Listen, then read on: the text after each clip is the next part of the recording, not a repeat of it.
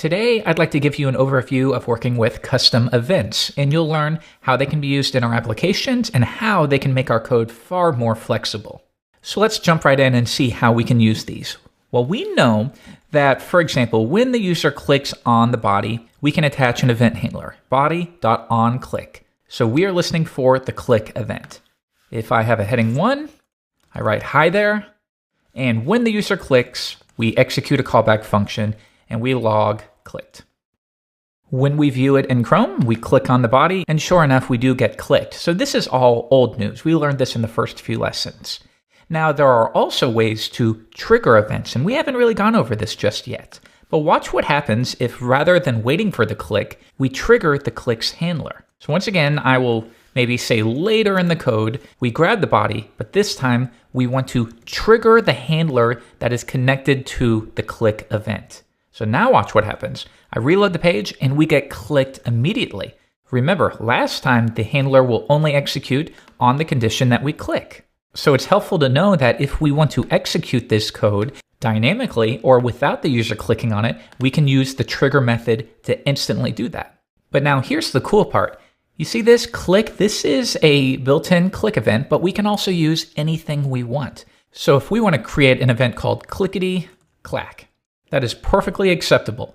But the only thing we need to think about is jQuery has no clue how clickety-clack works, how it responds. So at some point in our code, we need to trigger this clickety-clack event. And this is the way jQuery is working behind the scenes. So here, we will trigger the clickety-clack event. Reload, and we're getting the exact same thing. So this can be incredibly powerful, even if you're not picking up on how just yet. We can create custom events, and at specific points in our code, we can trigger these events. And you can even namespace them. So if you want to namespace something like app, then you could have events for app.clicketyclack or app.x, app.y, and then the same thing to trigger it, you would trigger app.clicketyclack. Reload, we get the same thing. You'll also find that a lot of people use a /, sort of like a directory syntax. Body.onApp is our namespace, and whatever the event is, clickety-clack or X or Y, that has now been successfully namespaced. And that's the idea. We're simply following a naming convention to make sure that we don't interfere with maybe any other events, or we don't interfere with our own custom events if we're dealing with a big project. And then once again, to trigger it, trigger app/X, and now that code executes. So let's consider another example. And as we learned in the previous lesson, we're going to use the getJSON method. And we are going to grab, once again, search.twitter.com/search.json. And our query is going to be dogs. And the callback will be an anonymous function so that the value will be assigned. And then it will execute this function. So that will receive, as we've learned, data. And if we want to log the results, console.log data, reload, and now from the AJAX request, we get the results of all tweets that are searching for dog. Okay, that's incredibly easy. But now, as we've learned, because this is an asynchronous request, it's very difficult outside here, even if you have something like var data, and then within here, we say data equals results. We'll change this within here. And now we're simply, once the callback executes, we are overriding this global variable and making it equal to the results. And as we've learned in the previous lesson, that's not how it works. If we try to console.log data, we're going to get undefined. And that's because this is executing before the getJSON callback occurs. Remember, this runs, then getJSON, that queries the Twitter API, but it's doing so asynchronously, so we continue down the chain. And then at some point, results will be fetched, and subsequently, this callback function will run. So this seems like a perfect opportunity to take advantage of custom events. And as you'll learn in a future lesson, we can actually use something called deferreds to make this even easier. But nonetheless, this will illustrate custom events nicely. So all we're going to do within here, you can do any processing you want, but at some point we're going to make an announcement, so to speak. So we will simply say, just for now, we will wrap this in the document. We'll say, we'll get the document and we're going to trigger a custom event. And this custom event will be contained within maybe a Twitter namespace.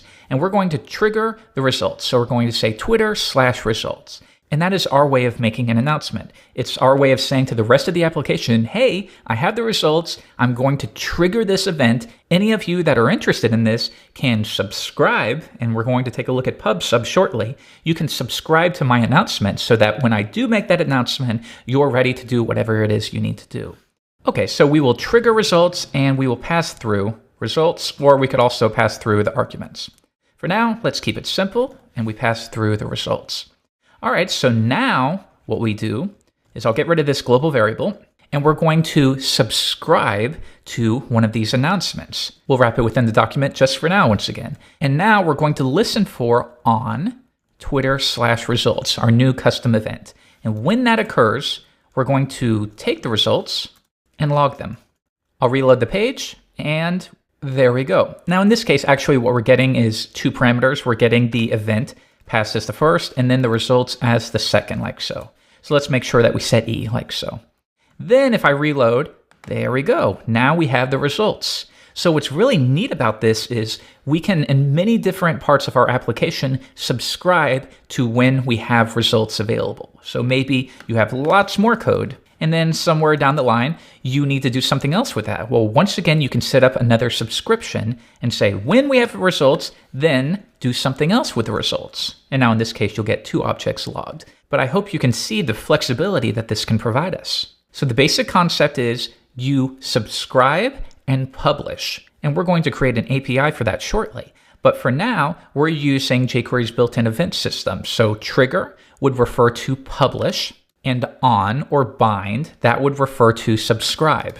So now these guys are subscribing to when results have been fetched from the Twitter API. And when that custom event is triggered, we do whatever it is we need to do with that data. Maybe you want to update a section in the sidebar. Maybe you want to update a tweet count, anything you can think of.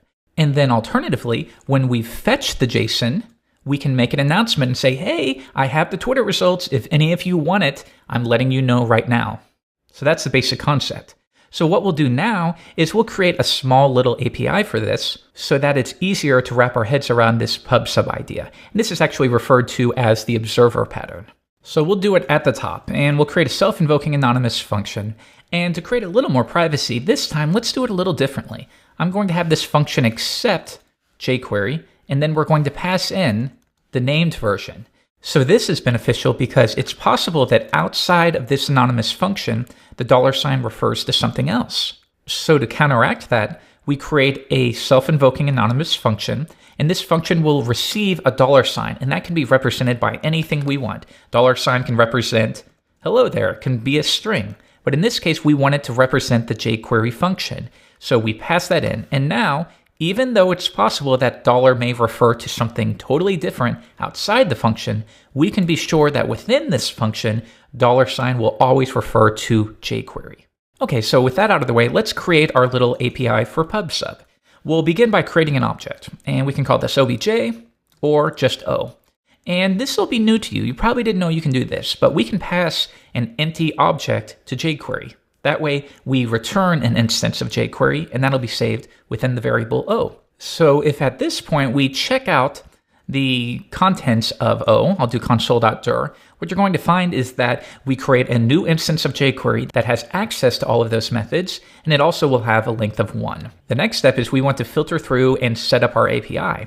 So we'll say jQuery.each, and we're going to filter through the ones that we want to modify. So in our case, we know that we want trigger to point to publish. So we will say trigger is going to point to publish.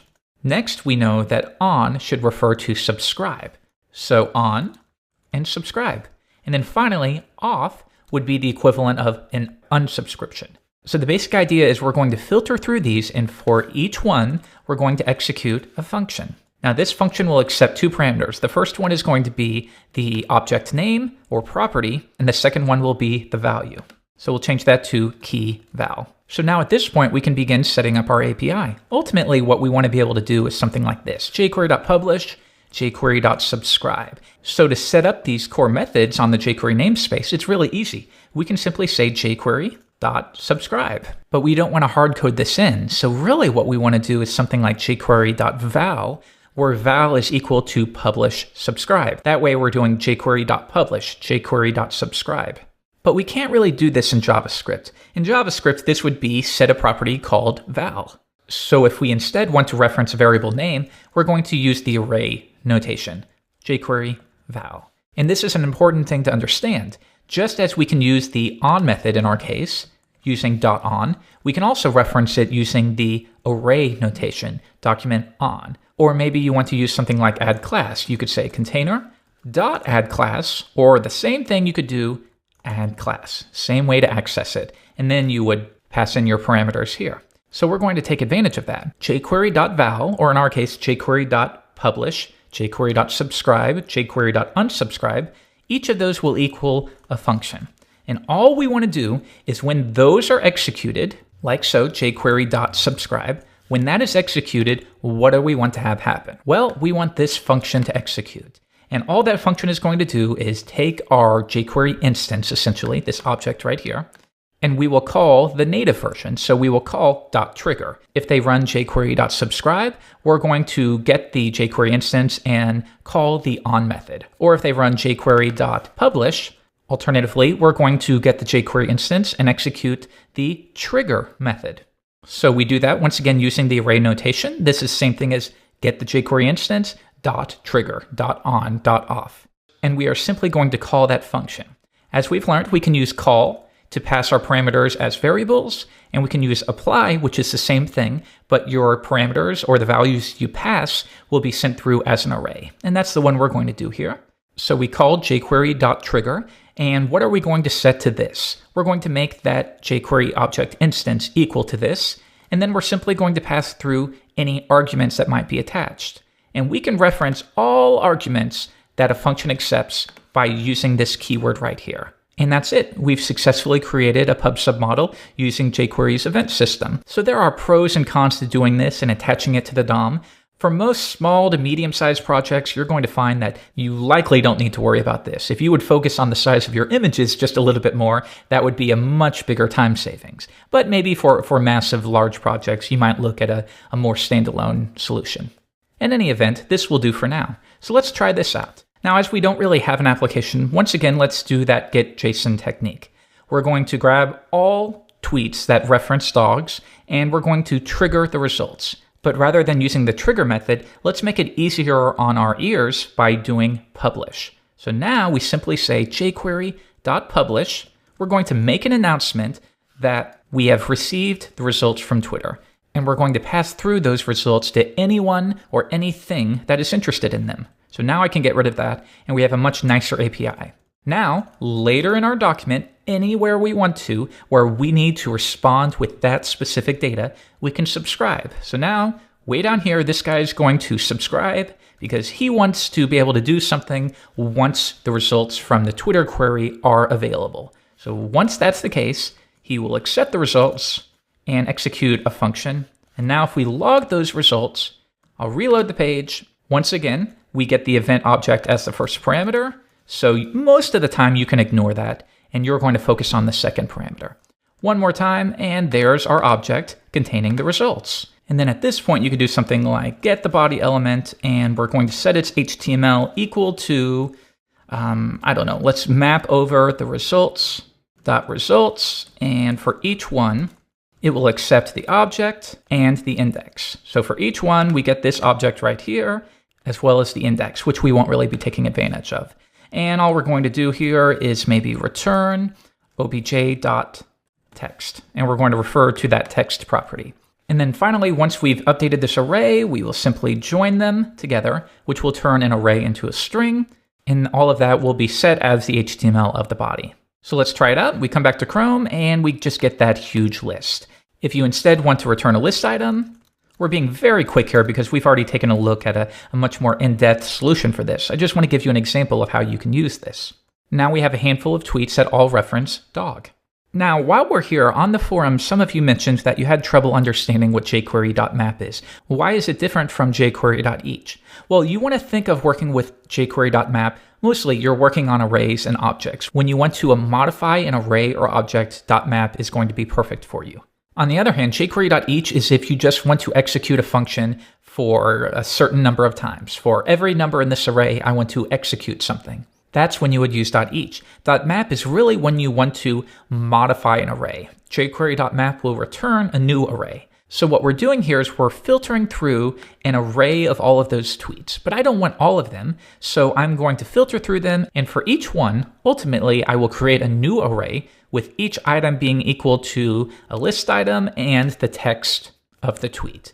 That will eventually be returned. You could store that within a variable, but we're doing shorthand here, where we take the results of jQuery.map, we join them together, because otherwise you would have an array of tweets. So we ultimately want to return tweet text 2. We want to turn that array into a string. So we say array.join, and we're going to turn this array into a string. And what are we going to use to separate it? Just an empty string. So I hope you've gotten something out of this. The important thing to remember is now that we're using this pub/sub or observer pattern, anywhere within your application, when you need to do something with the results of the Twitter query, you can now just post a subscription. We're going to subscribe to when those results are available, and then maybe 200 lines below, if you need to subscribe to those results again, you absolutely can, and you don't need to worry about whether you have access to those results yet, or whether you know the location of where the results are stored. You simply post a subscription, and it'll take care of the rest. So I will give you a final look at maybe a little larger version of this tweet project. So I've created a new file, and I'm simply going to paste in this project. And now what we can see here is we've taken the tweet project from a couple lessons ago, and we've expanded it. So we've set up search and replace, and we've also set up this text box so that we can, by default, display tweets about Tuts Premium, but then I can type anything else. So if I want to look for references to my username, I can type that in, and notice that it will auto-update. So I'm simply typing, and then it will update that as long as I have more than 3 characters. If I want to look for all tweets that reference jQuery, type that in, and now that's been dynamically updated. So let's take a look at the code and how we can do this maybe from a non-MVC approach. So we scroll down, and we've set up our pub/sub API, and we've created a self-invoking anonymous function. We're all familiar with this. We've created a Twitter object, and this object is going to contain all methods that are vital to our Twitter object. Finally, you can see that we are making this Twitter object available to the global namespace just in case they need it. Window.Twitter will be equal to this init method. So we are executing this init method. Ultimately, the Twitter object is being returned. So now anywhere in the project, you can access that Twitter namespace. Now, I want you to pay attention to a few things. I want this to illustrate the fact that there are so many different ways to structure an application. You can take advantage of prototypal inheritance. You can use an MVC approach. You can use a procedural approach. You can use a variety of different patterns, the module pattern, using an object literal as we're doing right here. And then there's also ways within those models to structure your code. So this time we did it slightly different than the lesson that we worked together on. This time we have dedicated methods for storing our subscriptions, any cached values, and our events. So right here, notice that we have this init method, and this init method is responsible for getting everything rolling. So it sets up some properties that we need, and then it also has a method dedicated to caching anything in the DOM that we need to be able to access. So we call this method, and it says, within our whole project, we want to be able to access the tweet container from anywhere. So we're saving that to this .container. That way, anywhere in our project, we can reference this .container, and we don't have to re-query the DOM. And this is a huge mistake that newcomers make. They just continue querying the DOM for the exact same elements over and over. Make sure you cache those so that you only query the DOM once. And then we also search for the input with an ID of Q, and we cache that as well. So once we've cached it, we take care of binding any events. In this case, we only have one, but it's likely in a project you'll have many. You want to listen for maybe when the user clicks on something or when they blur. And blur would be maybe if you're typing into an input and then you tab off. That would be the blur event. Here, we're taking advantage of key up, and that is listening for when the user presses a key down and then they lift it. The callback, in this case, this.search will execute every time that occurs. And this is really helpful when you want to provide very quick results. So in this case, though, we don't want to re-query Twitter every single time the user types a key. Because you can imagine they type A, and then it queries everything for A, then B, now they're querying for AB, and you're just slaughtering the Twitter API. Now, while you would probably be taking advantage of caching, for now, what we're doing here is we're setting up a timer. So the user keys up, and what we do is we immediately see if there is a timer running. And if there is, we're going to clear it. Then we set timeout. And what we're saying here is if the user has typed in at least 3 characters on that condition, we are going to update the query. So this.query would be equal to whatever the user has typed in. And then we're making an announcement. We're publishing, hey, I got the query. Anyone that wants it, here it is. Now, the reason why we're using a timeout here is because what if the user keeps typing? So for example, if we didn't have that timeout, I could just keep typing letters and then it would execute 10 requests to the Twitter API. And you don't want to do that. So what we're doing is we press a letter and immediately what we do is clear timeout. And that way, if they press tons of letters really, really fast, all we're doing is we're clearing that timeout. But then at some point, they're going to finish typing. And once they do, we did our last timeout, so we clear it, and then we set a new timer that will execute in 400 milliseconds. The basic idea is that we do not want to publish that we have a new Twitter query until the user has finished typing. And that way, we're not slaughtering the Twitter API with every single keystroke. So at this point, if we come back to our subscriptions, we can see that we are subscribing to when there is a new query. And in that case, we use fetch.json. So this fetch.json method will simply set up a URL to the Twitter API, and it will use the getJSON method. This should look familiar to you. And we set the URL plus whatever the user typed in. And we know we have access to twitter.query because this method will not execute until there has been an announcement that one is available. So it gets the JSON, it takes the results, and notice that we don't really do anything with it. That's not really the job of the getJSON method callback to do all of this. Its only job is to make an announcement. Here, within the callback, it's making the announcement, hey, I have the results from Twitter. Whoever wants them, here they are. So let's see what happens. Well, here, a new subscription is listening for the results, and when results are available, it executes the render results method. Render results will simply filter through that Twitter data and throw it into the DOM, self.container.html. Now, what we're doing right here is we are updating any URLs. So see how these are clickable? By default, they won't be. So what we're doing is using regular expressions. We're going to look for anything that begins with HTTP, and then I'm looking for anything that is not a space, one or more. And that'll simply look for a URL like this, HTTP, and then just keep matching until you get to a space or the end of the line. And then we do the same thing with usernames. And then ultimately we get done with jQuery.map. We have an array of our tweets. We join them together into a string, and then we throw that into whatever self.container is equal to. And if we scroll back to the top, we can remember we throw them into the UL with a class of tweets.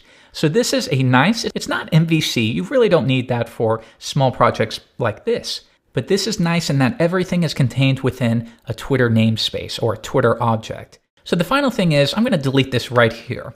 And what I want you to see is by default, we don't see anything on the page. And then you can look for something and we get the results. So let's say you've built this. This is exactly how you wanted it. But now your boss says, well, I want when the page loads, let's set up a default search for them. That way we get some promotion out of it. So he says, when this page loads for the user, I want you to automatically show results for Tuts Premium in our case. Okay, well, that's really easy now that we're using the observer pattern or PubSub. We know that when results are available, this.render results will execute because we have a subscription for that. So whenever our application publishes Twitter/results, this.render results is going to filter through any tweets that are set on the object and throw those onto the page. And alternatively, once a query has been provided, we have a subscription that executes fetch.json. So we have everything in place. We only need to publish those. So why don't we do this right here? We have set a property called query, and that is most of the time going to be equal to what the user types in. But we're going to set a default value. And then I'm going to publish an announcement, and we're going to publish Twitter/query. We have a query available, so anyone that's listening for a new query can do whatever it is they need to do. And we know that when a query is available, we are using the fetch.json method to query the Twitter API. So let's try that out.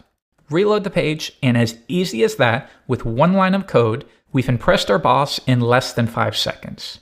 But now he says, well, I want the user to have an understanding of how this works, so you need to set the value of the input equal to that default search type. So what he wants is this to be equal to whatever our default search is. Okay, well, that's really easy too. You can have this in its own method, but for now we'll do it like so. And because we know that we have a reference to the search input right here corresponds to this input right here, well, because that's the case, we can simply say this dot search input, and then we can set its value. And with jQuery, we can use the val method and set its val equal to whatever is stored within this .query. Reload the page, and now we've solved everything our boss asked us, and we did it literally in less than 10 seconds. So yeah, there's a lot of power to be had when using the observer pattern, or as it's commonly referred to, PubSub.